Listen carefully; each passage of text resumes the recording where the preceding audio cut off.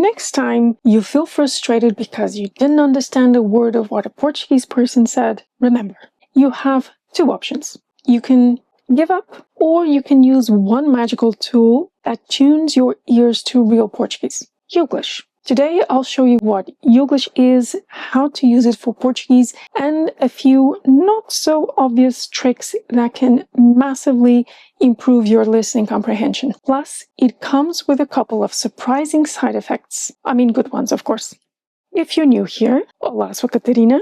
I've learned 11 languages, and now I help foreigners train their ears to Portuguese so they can find their voice in Portugal. So, what is Youglish? Youglish is a free website that uses YouTube videos to give you real examples of how words and expressions are spoken. You type in a word, choose the language, and instantly hear that word in dozens of authentic contexts, with subtitles and replay options. Besides going through the basics of how to use the tool, today I want to help you see beyond the obvious. I'll show you how Youglish can help you.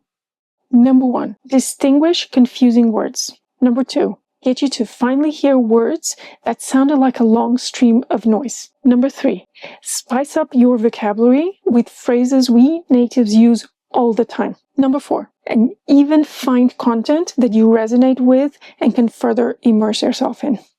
But let's start with the basics. Go to youglish.com, select Portuguese from the drop-down menu right next to the logo. Click on PT so that you will get European Portuguese examples only. But note, this is not 100% correct. Now, if you simply want to check how one word is pronounced, I think you would be underutilizing Youglish, really. Infopedia or DeepL would do just fine. Still, we'll search with one word for me to exemplify the basic functionalities. The fourth step is to type in restaurant, for example, and then press enter.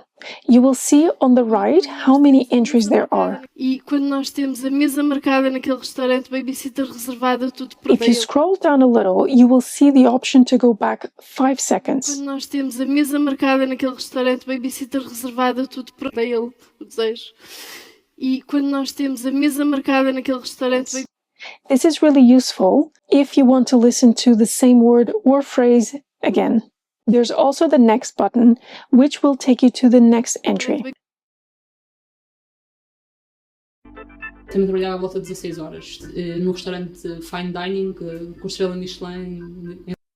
A boa gestão e a economia de restaurante.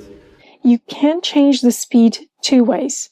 Either in the YouTube settings button, as you would normally do on that platform.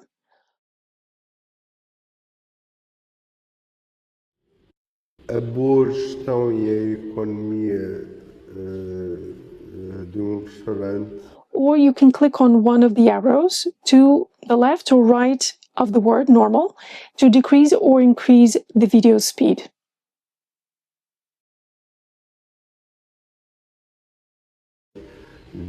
A boa gestão e a economia de restaurante. Right under these buttons, you will see the transcript with the typed word or phrase highlighted in yellow. You can click on any word in the transcript to check its meaning and hear its pronunciation. Gestão.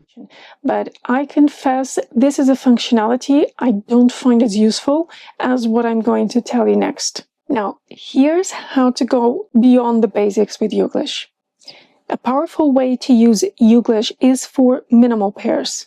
These are words that sound very similar, but have just one small difference, like leve and leva.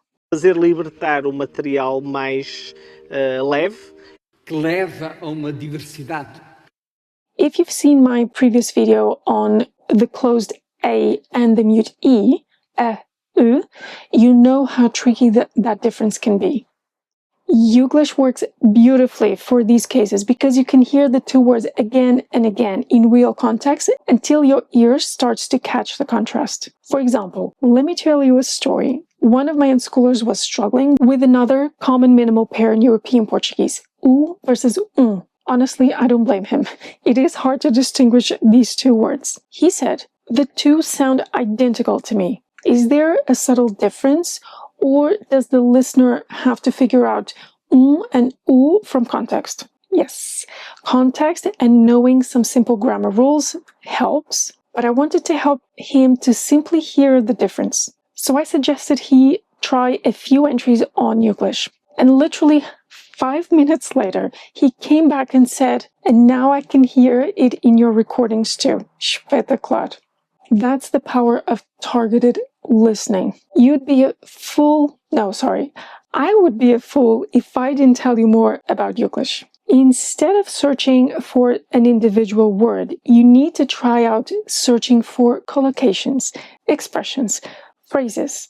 It's when words get together that your listening comprehension gets into trouble, right? As I've mentioned in this video, recognizing you're being asked a question is super important. Try searching for como é que, onde é que, and let me know how it goes.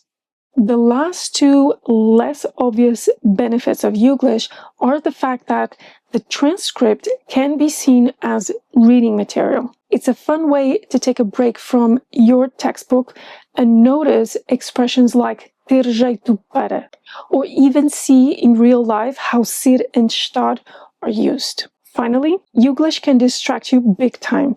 You came in searching for a word or two, and then you end up being sucked by one YouTuber. Finally, you find someone you resonate with that speaks clearly as a Portuguese can, on a topic you like. If you want ready-made content to start immersing in Portuguese, grab my free mini tuga with 6 native resources. The link is below. Just to be clear, Youglish works best when you're already taking in real Portuguese. Podcasts, news, YouTube videos. It's not a replacement. It's a booster that helps you notice what your ears missed. Now it's your turn. Go to Youglish, look up a word or phrase that's been hard for you, and tell me in the comments if it helped. Your voice in Portuguese matters. Obrigada por verem.